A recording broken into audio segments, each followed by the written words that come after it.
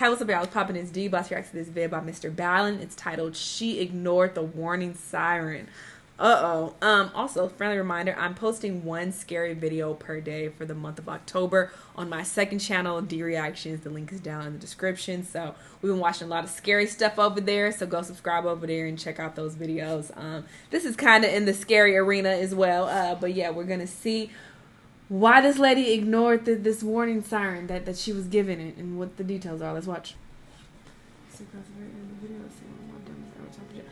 Why would I do that? In 2017, a group of 7 friends were wandering through this forest in New Zealand trying to get to this secret swimming spot. And as they're walking along this dirt trail far away from the road and there's no one near them, they suddenly hear this high-pitched, shrill siren sound coming from somewhere off in the forest. And so the group stops, they're listening to the siren, and eventually, after about 30 seconds, the siren stops. And at that point, these 7 friends begin exchanging very curious looks about what they just heard, but ultimately, they shrug it off and just keep on walking. Little did they know, that siren was trying to tell them to turn around and go the other way. But before we get into that story, if you're a fan of the strange, dark, and mysterious delivered in story format, then you've come to the right place because that's all we do, and we upload once a week. So, if that's of interest to you, please send the like button a beautifully wrapped gift for their birthday, but fill the gift with a spring-loaded boxing glove that punches them right in the face when they open it. Also, please subscribe to our channel and turn on all notifications so you don't miss any of our weekly uploads. Okay, let's get into today's story.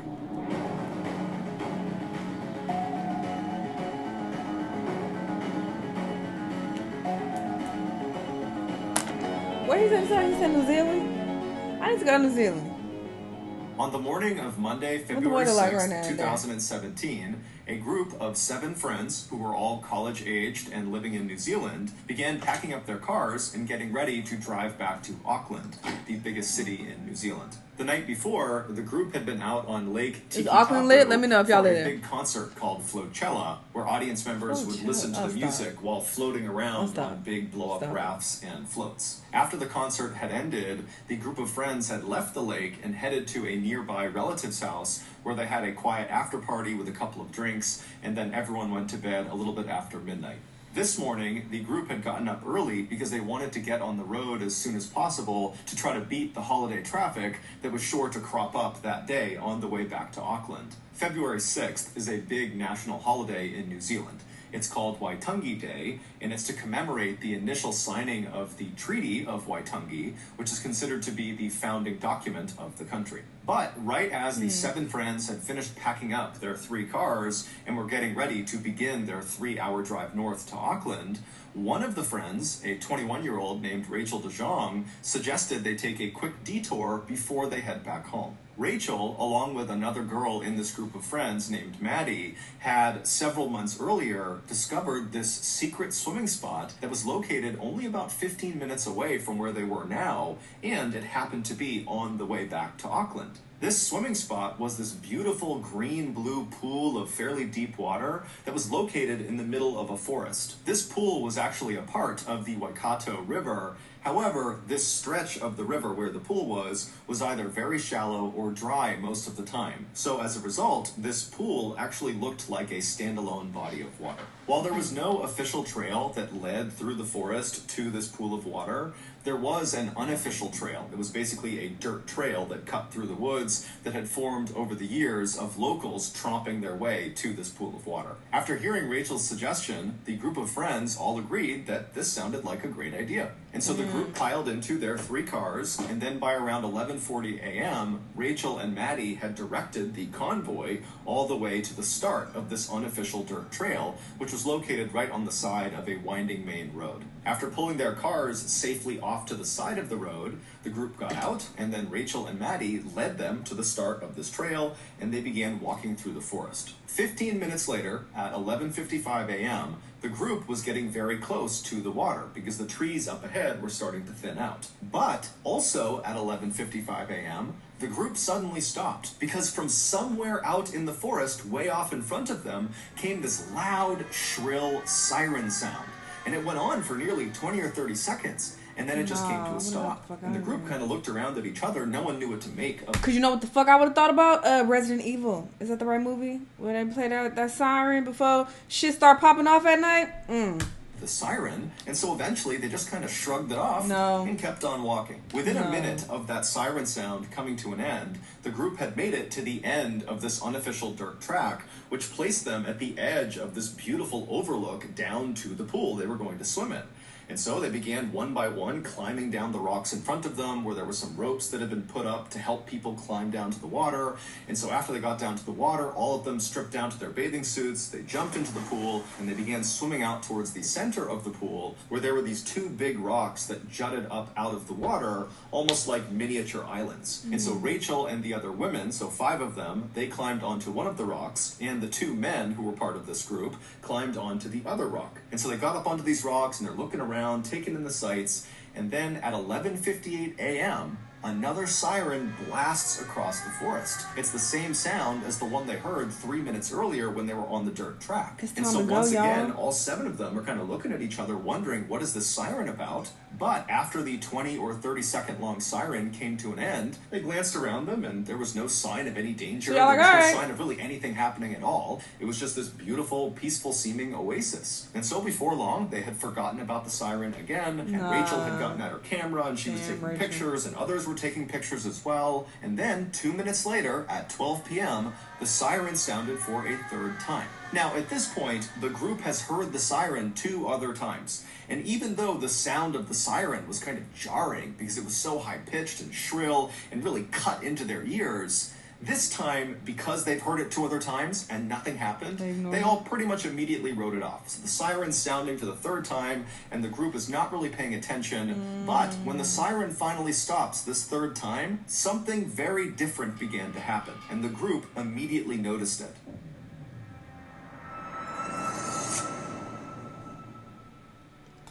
Now, I know everyone has a lot to do to prepare for international pictures out of the moon care.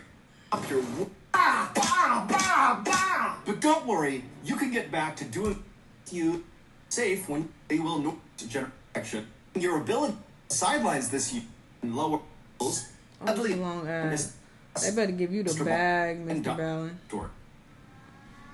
When the 3rd siren came to a stop, the friends started to hear a new sound. And it was coming from the same direction the siren had been coming from, which in effect was upstream. Even though this river was basically dry, they could turn and look uphill, and they could clearly see where the river would go if it was full. And so the friends turn and look upstream, and they're listening to this really loud kind of smashing sound that's coming from that direction, and they're exchanging curious looks at each other, trying to figure out what that sound could be, and then all of a sudden, they see it.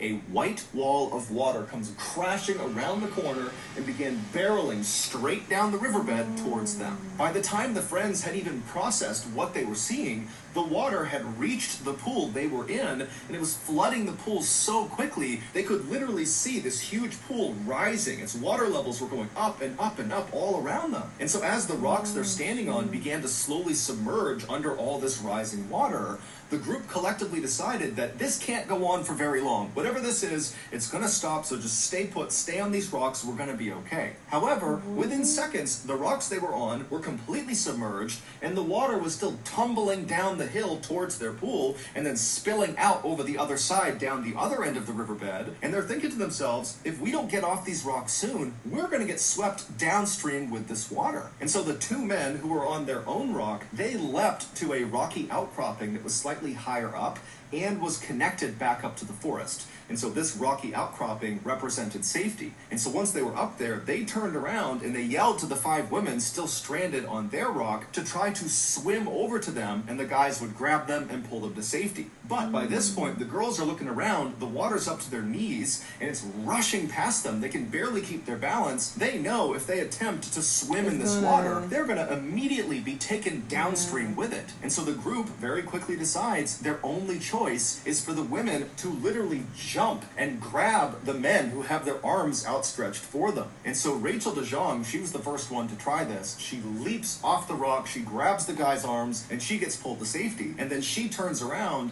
and she and the other two men continue to get the women to jump off the rock to them. And at first, it's going fairly well until they get down to the second to last woman who leaps. She grabs one of the guy's arms, and then both of them lose their footing, and the guy and the woman, they both get swept away downstream. They're gone. Rachel stays calm, and she moves to the position where the guy had been who just got swept away, and she takes out her GoPro camera selfie stick, and she extends it out to the last woman who's out on the rock. Her name is Alice. And she tells Alice, jump and grab the selfie stick. And so Alice, who's almost completely submerged in water now, makes this frantic jump to grab onto the selfie stick. She grabs it for a second, but then loses her grip, and she begins being swept away. And Rachel, who at this point was completely safe, immediately jumped into the rapids after Alice. She grabbed Alice, she attempted to turn around and grab the rock to stop them, but she couldn't get a grip. And she and Alice were also swept downstream out of view.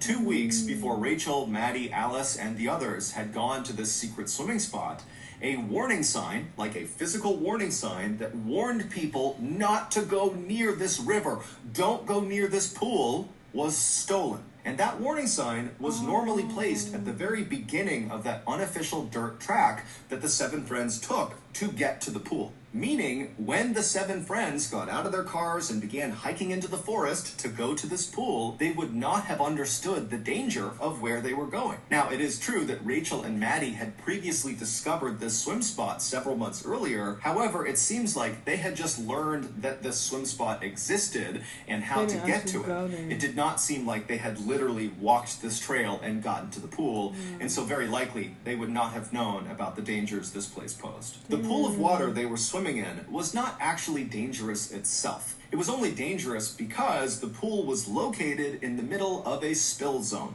About 650 feet upstream of the pool they were swimming in is a dam, and 3 to 4 times a day, they open their gates, releasing 20,000 gallons of water per second down this mostly dry riverbed, and the water comes careening across that pool all the way to the bottom. The gates stay open for about 15 minutes, and the only reason this is done is for the spectacle of it. It's to show tourists what this riverbed looked like before the dam was built. And what this riverbed looked like before the dam was built was a raging rapid. On February 6, 2017, the dam was set to spill at 12 p.m.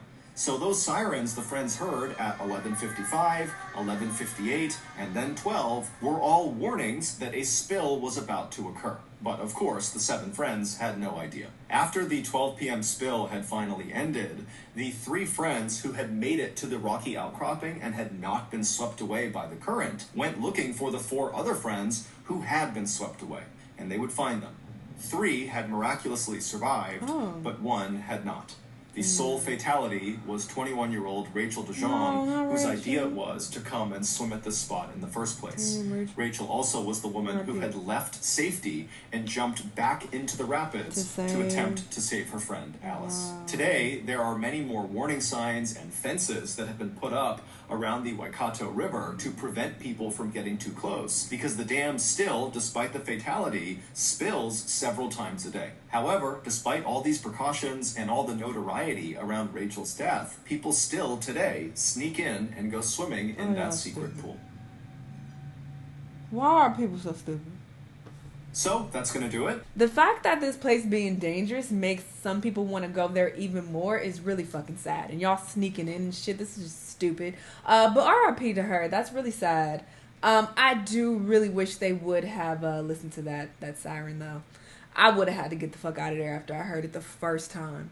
But even if I ignored the first time, which I highly doubt I would have, the second time really would have got me up out of there. I'd have been like, nah, we ain't supposed to be here. Something about to happen. This is creepy. I'm about to get the fuck out. Y'all can stay if y'all want to, but I gotta go. You feel me? But yeah, RIP to her. That's really unfortunate. When you do travel to new areas, definitely try to do as much research as possible before you go there. Because, yeah, the fact they only had one warning sign there, though, that somebody could steal, is just like, nah, y'all need a lot of shit up everywhere. You feel me? And, yeah, that's nice they got the siren, too, but Put more signage somewhere. Like, this is fucked up. Y'all let me know what y'all thought, though. Let me know what other videos you've been watching. I'll see y'all on the next one. Bye!